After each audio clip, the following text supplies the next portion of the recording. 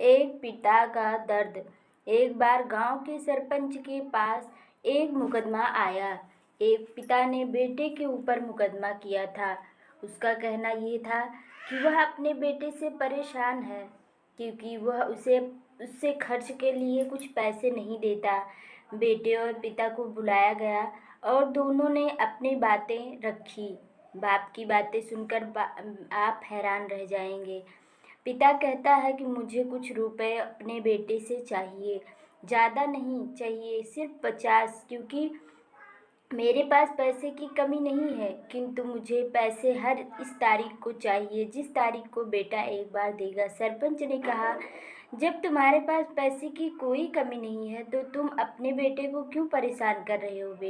पिता चुप था। तब सरपंच ने बेटे से कहा, तुम अपने पिता को पैसे क्यों नहीं देते हो? इस पर बेटे ने जवाब दिया कि मेरे पिताजी के पास पैसे की कोई कमी नहीं है, उसके पास हर सुविधा है। घर में नौकर चाकर लगे हुए हैं जो कि घर से बाहर तक सब काम करते हैं। ना ही मेरे पिता के पास पैसे की कमी है, न जमीन जायदाद, न किसी चीज़ की कमी है। मैं इतने पैसे क्यों दूं? क्योंकि मेरी सैलरी भी इतनी ज़्यादा नहीं है। अब सरपंच परेशान है।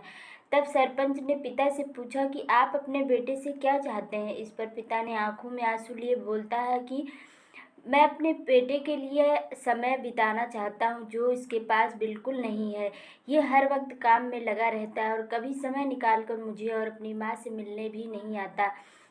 सालों बीत जाते इसके चेहरे देखे हुए और अपने नाते पोते को खिलाए हुए। मैं चाहता हूँ ये हर महीने 50 रुपए के बहाने मुझसे मिलने आए। ये सुनकर सरपंच की आंखों में आंसू आ गए। उसने बेटे से कहा, तुम अपने पिता से मिलने हर महीने आया करोगे, ये तुमको लिखित देना पड़ेगा। बेटा आंखों में आंसू लिए अपने पिता के गले लग जाता है और ये प्रण लेता है कि वो हर महीने अपने पिता से मिलने आएगा। कहानी अच्छी लगी तो लाइक, शेयर और सब्सक्राइब करें। Thank you.